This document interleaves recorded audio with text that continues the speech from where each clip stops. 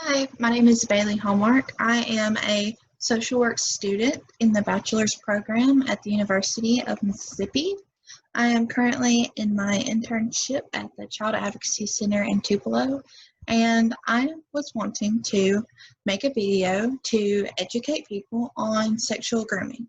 So let me get my PowerPoint started and we will jump right in. So this is kind of an overview of sexual grooming and what you may need to know. So, sexual grooming is the building of a relationship, trust, and emotional connection with an individual in order to manipulate that person for sexual abuse, exploitation, and trafficking.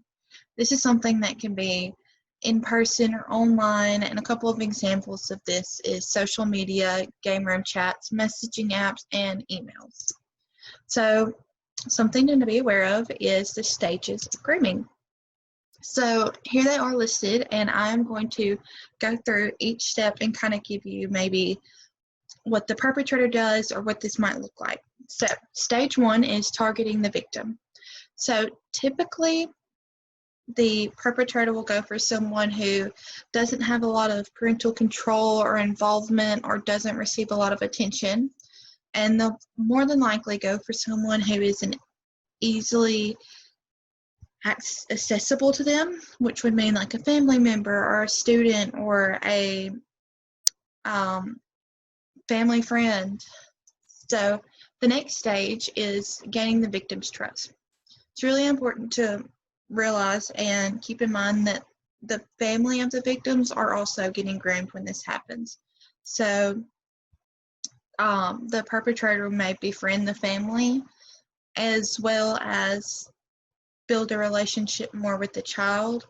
And that's the part in point 2, which is befriends the family and shows more interest in the child than with the adults. Another thing to look out here is for adults who seem overly interested in a child and frequently initiates or create opportunities to be alone with the child. And then the perpetrator will kind of cater to the interest of the child, so that the child or the parent may initiate the contact with the offender. Stage 3 is feeling a need. So this can include buying the victim gifts, like things they need for school or just any kind of gift like candy or a snack, but feeling the need like school supplies, new clothes. The perpetrator might give the person special attention, and it might be to one specific person that you notice that they're giving this extra attention to, and they might give the victim special privileges. This can be feeling the need because it makes the victim feel special. It makes them feel like they're getting attention that they might not be receiving at home or in other places. The next stage is isolating the victim. So this is an important part of the process because they don't want the victim to be able to really tell anyone. So what they'll do is they'll try to create friction between the victim and those that can help, or just make the victim feel like the perpetrator is the only person that really understands them and that really listens to them. And so the victim can kind of show signs of being more secretive about how they're spending their time and things in that nature. Now, stage 5 is where they sexualize the relationship. So the perpetrator might start to show, or might already show, an increased interest in watching the child bathe, change, or use the bathroom. And then they might ask the victim to watch them use the bathroom. They could tickle or play games like doctor, where they accidentally or intentionally touch genitalia. They might discuss sexually explicit information or show sexually explicit pictures under the guise of education or joke, or just show the pictures or videos outright. And then they might take pictures of the victim in inappropriate clothing like a bathing suit, or try to participate in activities that are inappropriate for clothing choice, like wrestling in underwear or pajamas. The last stage is stage 6. This is maintaining the control. So this is really important to make sure that the perpetrator wants to keep perpetrating the crime, and so they're going to try to make the victim feel guilty or shameful of what has happened. As Oprah Winfrey once said, if the groomer is good, they're going to make the victim feel like it was their idea, that it was all they're doing. And so in return, the perpetrator might tell the victim or make the victim believe that they'll be the ones getting in trouble if they tell, or even blackmail the victim.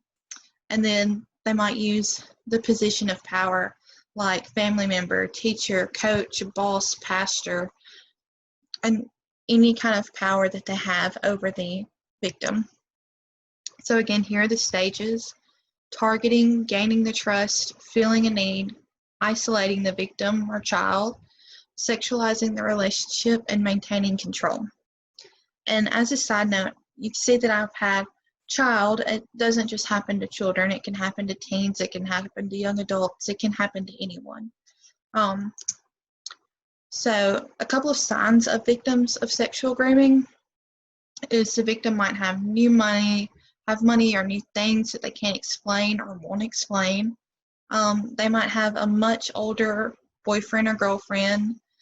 They might ask to go on trips with an adult other than a close family member or family friend, and specifically they're going to ask to go alone with just the adult.